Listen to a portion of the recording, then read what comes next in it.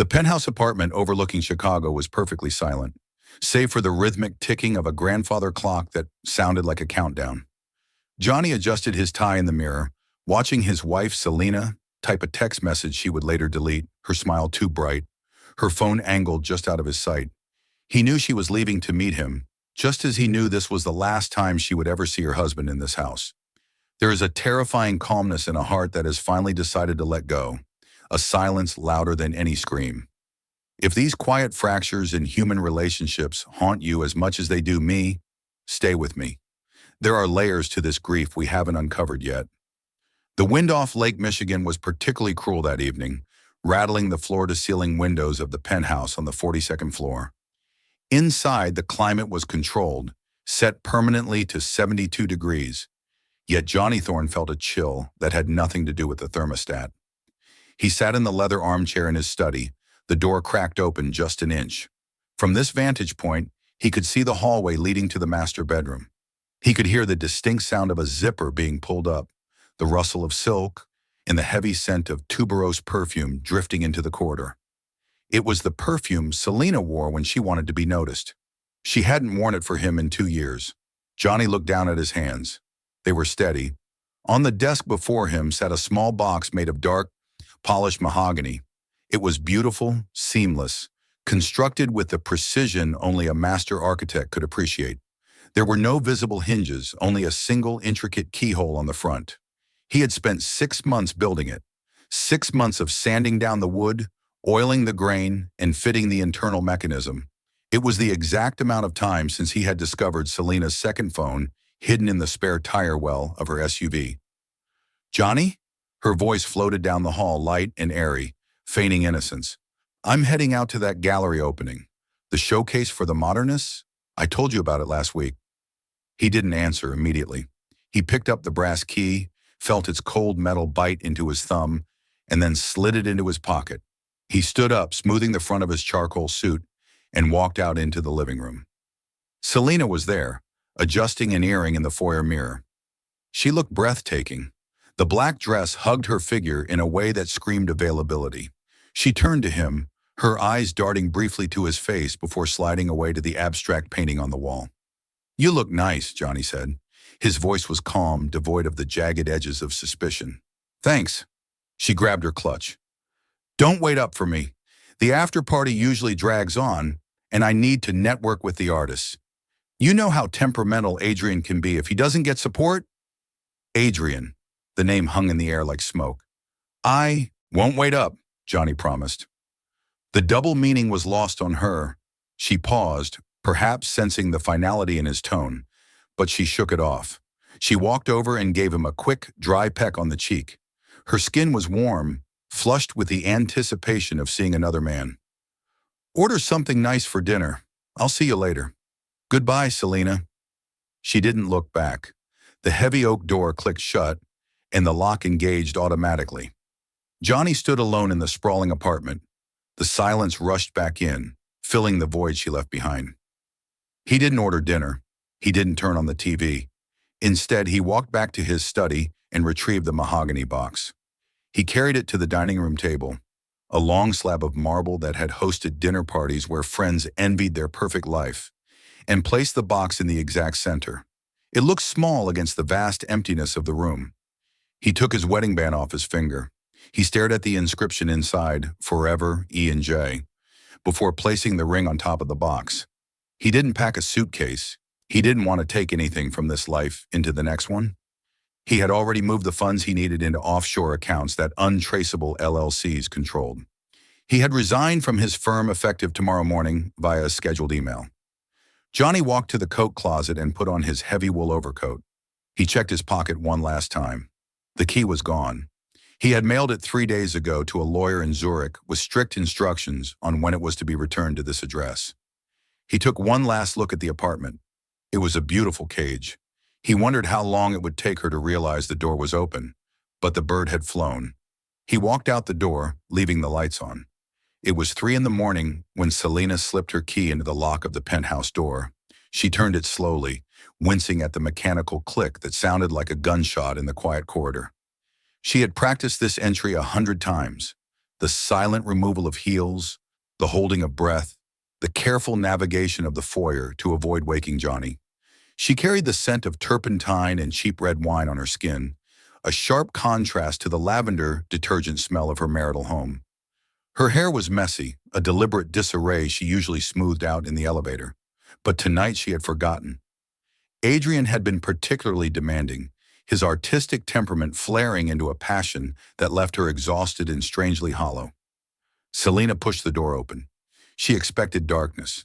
She expected the rhythmic, soft snoring from the master bedroom that usually served as the soundtrack to her guilt. Instead, the apartment was ablaze with light. The crystal chandelier in the dining room was on full power, refracting light across the pristine walls. "Johnny," she whispered, her heart hammering against her ribs. She braced herself for a confrontation. She imagined him sitting in the armchair, a glass of scotch in hand, ready to ask where she had really been. She had her lie prepared: a flat tire, a dead battery, a long talk with a distraught artist. But there was no answer. The silence was different tonight. It wasn't the silence of sleep. It was the silence of a vacuum. Selena walked further into the room, her heels dangling from her fingertips. She placed them on the floor and stepped onto the cold marble. The apartment felt staged, like a model home that had never been lived in. Then she saw it. In the center of the long dining table, sitting in a pool of light, was the mahogany box. She approached it slowly, drawn by a gravitational pull she couldn't resist. The wood was dark and rich, polished to a mirror shine. It looked ancient and modern all at once. But it wasn't the box that made her breath hitch in her throat. It was the silver band resting on top of it. Selena reached out, her hand trembling. She picked up the ring. It was heavy, cold. Johnny never took this ring off. He had once joked that his finger had grown around it, that removing it would require surgery. Yet here it was, discarded like a piece of loose change. "Johnny!" she called out, louder this time, panic bleeding into her voice. She ran to the master bedroom. The bed was made, the duvet pulled tight, the pillows uncreased. She threw open the closet doors. His suits were there, hanging in military precision. His shoes were lined up. Nothing seemed missing, yet everything felt wrong. She ran back to the dining room and stared at the box. She grabbed it, shaking it. It was solid, heavy, and silent. There was no rattle of a letter inside. She tried to pry the lid open with her fingernails, but the seam was so tight it was almost invisible. The keyhole stared back at her, a dark, mocking eye. She pulled out her phone and dialed his number. "The number you have reached is no longer in service. Please check the number and try your call again." She pulled the phone away from her ear, staring at the screen. Not voicemail, not a dead battery, no longer in service. Selena looked around the sprawling apartment. The view of Chicago outside the window was the same as it had always been. Lights twinkling in the distance, the black void of the lake. But inside, the atmosphere had shifted. The air felt thinner. She sank into one of the dining chairs. The wedding ring clutched so tightly in her palm that the metal cut into her skin. She had wanted freedom. She had wanted excitement. She had wanted to escape the suffocating predictability of Johnny Thorne. Now, sitting in the bright, silent room with a box she couldn't open and a husband she couldn't find, she realized that the door hadn't just been opened for her. The walls had been taken down entirely. The Chicago Police Department closed the file on Johnny Thorne exactly 90 days after he walked out the door. Detective Miller, a man who looked as tired as the leather briefcase he carried, sat on the edge of the velvet sofa, careful not to wrinkle the fabric. "He cleared the accounts he was entitled to, Mrs. Thorne," Miller said, closing his notebook. "He resigned properly. He paid off the lease on his car. There is no evidence of foul play, no ransom note, no body." He paused, looking at Selena with a gaze that felt uncomfortably penetrating. "It is not a crime for a grown man to walk away from his life. He simply doesn't want to be found." When the door clicked shut behind the detective, Selena didn't cry. She felt a strange, effervescent bubble of relief rise in her chest. Johnny wasn't dead. He wasn't hurt. He was just gone. And for the first time in her adult life, she was entirely answerable to no one. By the following Friday, Adrian had moved in. It began subtly. A toothbrush in the master bath, a canvas propped against the hallway wall. But soon the invasion was total. Adrian brought with him a sensory overload that Selena initially found intoxicating. The scent of linseed oil and turpentine replaced the sterile, clean air smell Johnny had maintained. Loud indie rock music vibrated through the floorboards where silence used to reign. "This light is incredible," Adrian declared one morning, standing shirtless in the living room, a mug of coffee in his hand. He gestured to the panoramic window. "I don't know how he lived here and didn't create anything. It's a waste." Selena smiled, leaning against the kitchen island, watching him. "He was an architect, Adrian. He created order." "Order is boring," Adrian scoffed. He walked over and kissed her, his mouth tasting of bitter espresso and cigarettes. "Chaos is where the life is." For a while, the chaos felt like freedom. They threw dinner parties that lasted until 4 a.m., inviting an eclectic mix of sculptors, critics, and models who spilled red wine on the beige rugs and smoked on the balcony. Selena felt young again, vibrant, the protagonist of her own bohemian drama. But the penthouse had a way of resisting them. Adrian's clutter looked garish against the clean lines of the furniture Johnny had designed. And then there was the box. It sat on the mantel above the electric fireplace, where Selena had moved it. It had become a centerpiece, a strange totem that drew the eye of every guest. "What's inside?" a friend asked one evening, tapping a manicured nail against the mahogany wood. "I don't know," Selena admitted, sipping her wine. "He left it." "Let me break it open," Adrian offered from across the room, his voice slightly slurred. He had been drinking since noon. "I've got a hammer in my kit. We'll smash it open and see what the old stiff left you. Probably a bill." He started toward the mantel, a reckless grin on his face. "No!" Selena's voice was sharper than she intended. The room went quiet. She set her glass down, her hand shaking slightly. "No, the wood is rare. You can't just smash it." Adrian stopped, his expression souring. He didn't like being told no. "It's just a box, Elle. Don't tell me you're getting sentimental about the ghost." "I'm not," she lied. She walked over and picked up the box, feeling its familiar weight. It was the only thing in the room that still felt solid, the only thing that hadn't been tainted by the noise and the mess. "I just want to open it the right way. When I find the key." Adrian rolled his eyes and turned back to his friends, making a loud joke about repressed emotions. The party resumed, the laughter shrill and forced. Selena stood by the mantel, her fingers tracing the intricate keyhole. The box was locked, just like Johnny.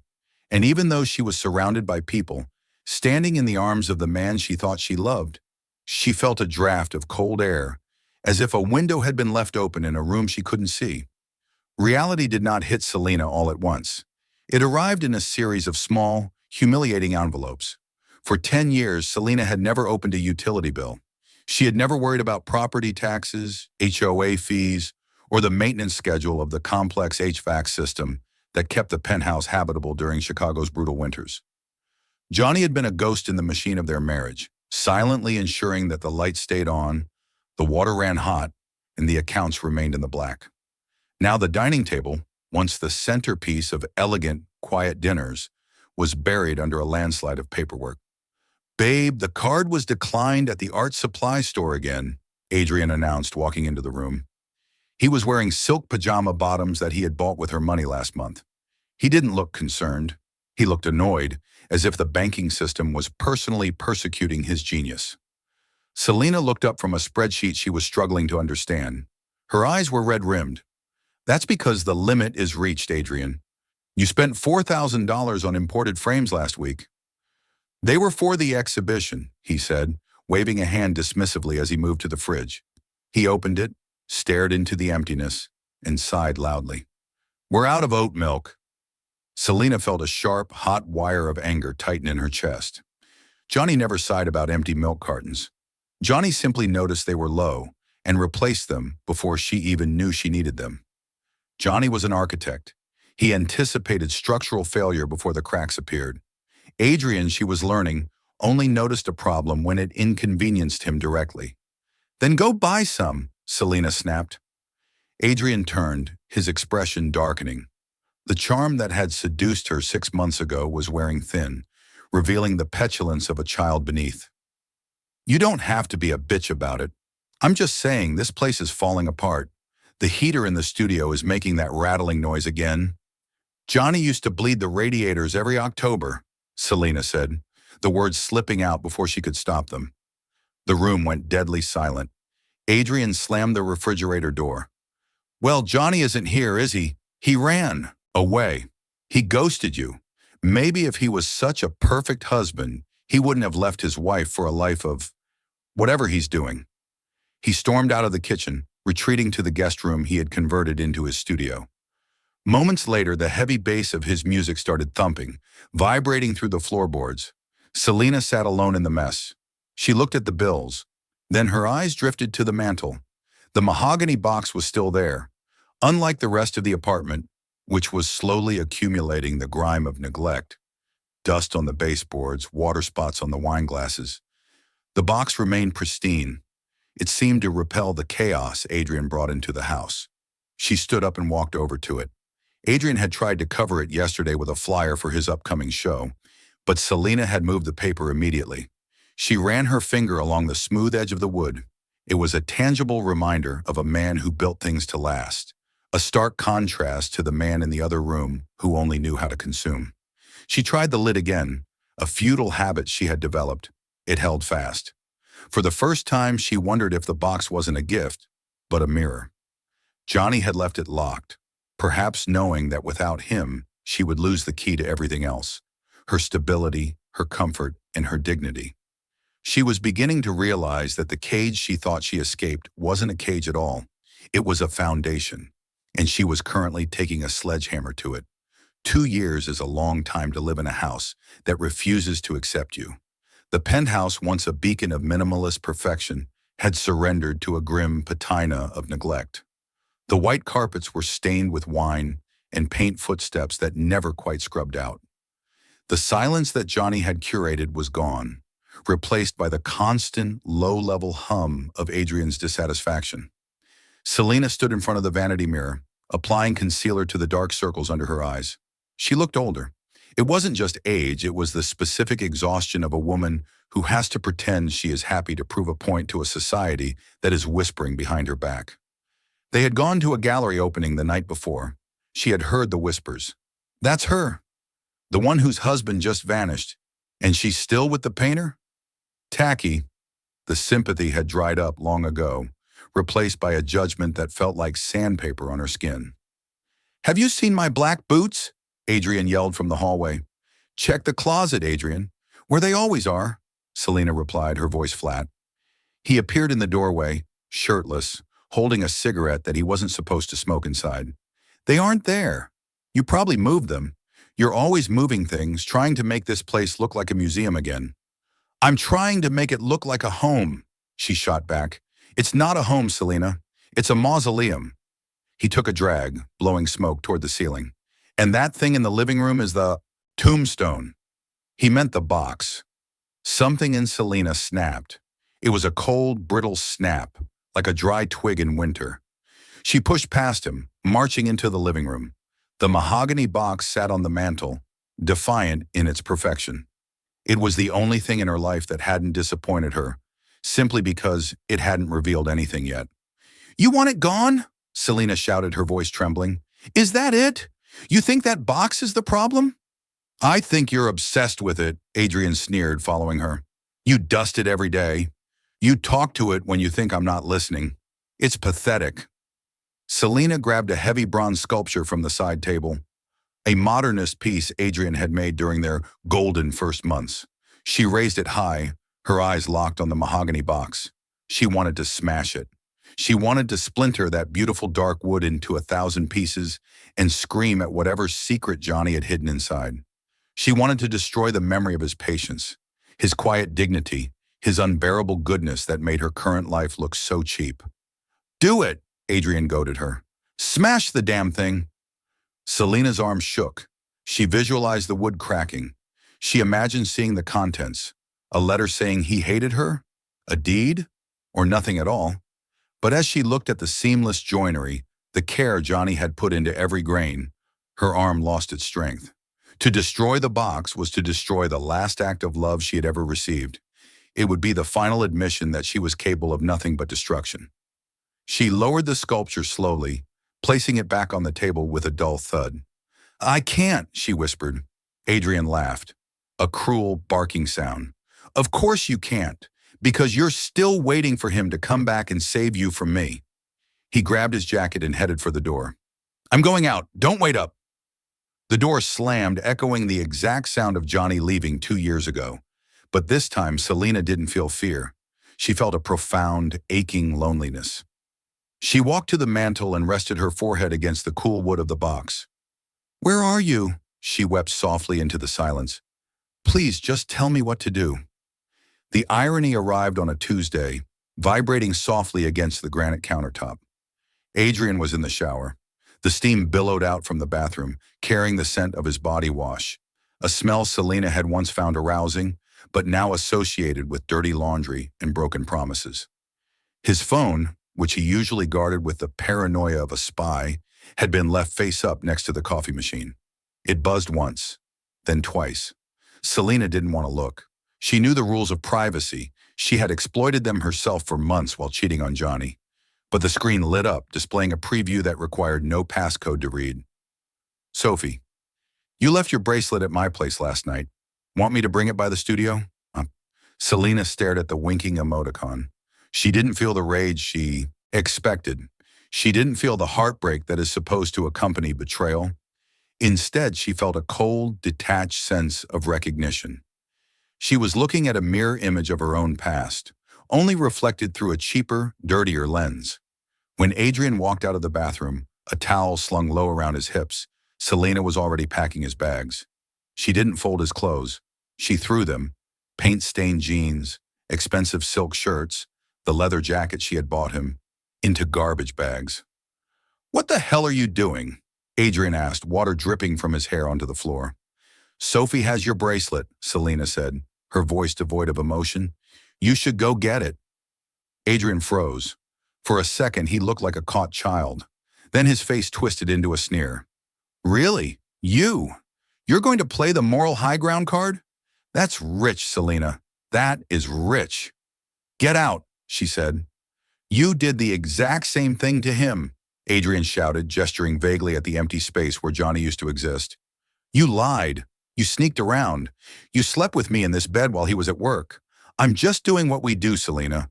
We're people of passion. We don't do forever." "I did it because I thought I was in love," Selena whispered, the lie tasting like ash in her mouth. "You did it because you're bored." "And you're boring," Adrian spat. He grabbed the garbage bags, his dignity forgotten in the haste to save his wardrobe. "Have fun in this mausoleum. Just you in the box."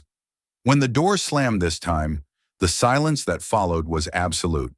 It wasn't the heavy silence of Johnny's departure. It was the hollow, ringing silence of a life stripped bare. Selena spent the next week scrubbing the apartment. She hired professional cleaners to steam the carpets, to wash the walls, to erase every trace of Adrian. When they were done, the penthouse looked exactly as it had the day Johnny left. Pristine, cold, and terrifyingly empty. But cleaning the house didn't clean her conscience. The solitude was unbearable. She realized with a jolt of panic that she didn't miss being married. She missed Johnny. She missed his stability, his quiet wit, the way he made her feel anchored to the earth. She hired a private investigator the next morning. Mr. Vance was expensive, discreet, and known for finding people who didn't want to be found. He sat in her living room 2 weeks later, a thin manila folder on his lap. He looked uncomfortable. "Mrs. Thorne," Vance began, opening the folder. It was empty, save for a single sheet of paper. "I've been doing this for 20 years. Usually people leave a trail, a credit card transaction, a license plate reader, a prescription refill. Everyone makes a mistake." Selena leaned forward, hope flaring in her chest. And your husband is a ghost," Vance said, closing the folder. "His social security number hasn't been used. His passport hasn't been scanned at any border. The LLCs that hold his assets are blind. Trusts registered in the Caymans with no named beneficiaries that we can trace. He didn't just leave town, ma'am. He erased himself." "He has to be somewhere," Selena insisted, her voice cracking. He is, Vance said gently, but he has constructed a life designed to keep you out. And frankly, with the level of architectural planning he put into this disappearance, he started building this exit long before he walked out that door. Vance left. Selena sat alone on the white sofa as the sun set over Chicago, casting long, bruised shadows across the room. She looked at the mahogany box on the mantel. Johnny had built a fortress around himself, and he had left her on the outside, holding a box she couldn't open, in a home that wasn't hers anymore. 5 winters had frosted the glass of the penthouse windows since the night Johnny Thorne walked out, and the apartment had finally learned to be quiet again. It wasn't the peaceful, pregnant silence of their marriage, nor the tense, suffocating silence of her time with Adrian. It was a sterile, preservationist silence. Selena moved through the rooms like a curator in her own museum. She had kept the furniture exactly as Johnny had arranged it.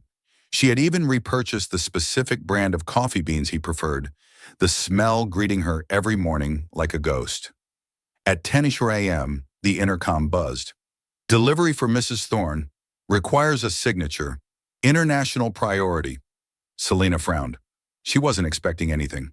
She rode the elevator down to the lobby, her heels clicking on the marble, a sound that used to make her feel powerful, but now just sounded lonely. The courier was a serious man in a gray uniform, holding a thick, cream-colored envelope reinforced with cardboard. The return address was embossed in silver ink.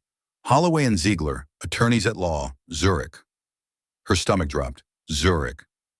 Johnny had studied in Zurich for a semester in his 20s. He spoke fondly of the precision of the architecture there. Selena signed for it, her hand shaking so badly the signature looked like a seismograph reading. She took the elevator back up, the envelope burning a hole in her palm. Inside the apartment, she laid the package on the dining table, the same table where he had left his wedding ring 5 years ago. She used a letter opener to slice the seal. There were no legal documents inside. No divorce decree, no death certificate, no letter of explanation. There was only a small, heavy velvet pouch and a single card printed on heavy stock. Selena picked up the card. It was typed, impersonal. To Mrs. Selena Thorne, item held in escrow per client instructions. Release date, 5 years post-deposit. No further correspondence will follow. Selena's breath hitched. 5 years. He had planned this. He had known the night he left that he wouldn't speak to her for 5 years. He had calculated the exact amount of time it would take for her to be completely alone. She loosened the drawstrings of the velvet pouch and tipped it upside down. A brass key slid out, clattering onto the marble table with a sound that seemed to ring for an eternity. It was intricate, the bow of the key shaped like a labyrinth. It was old-fashioned, heavy, and cold. Selena stared at it. For 5 years, the mahogany box on the mantel had been a monolithic question mark. She had hated it, then ignored it, then worshipped it. She had tried to pick the lock with hairpins and paper clips in her darkest moments, but the mechanism Johnny had designed was impenetrable. She picked up the key. It felt like holding a live wire. Slowly, as if walking underwater, she moved toward the fireplace. The box was there, waiting. Dust motes danced in the shaft of sunlight hitting the wood, illuminating the deep, rich grain that Johnny had sanded with his own hands while she was out betraying him. She placed the box on the coffee table. She sat on the floor before it, her legs tucked beneath her. She was terrified. As long as the box was locked, Johnny was somewhere out there, a possibility. Opening it felt like burying him. Opening it meant accepting that the story was over, and all that was left was the epilogue. She aligned the brass key with the dark keyhole. Her heart hammered against her ribs, a frantic rhythm against the stillness of the room. "Please," she whispered to the empty air. "Please don't hate me." She pushed the key in. It slid home with a satisfying, well-oiled smoothness. She turned it to the right. Click. The sound was small, but it signaled the collapse of her entire world. The lid of the mahogany box was heavy. It lifted with a soft groan of wood against wood, releasing a trapped pocket of air that smelled of cedar and the cologne Johnny used to wear. A scent of sandalwood and old paper that instantly brought tears to Selena's eyes. Inside, the box was lined with black velvet.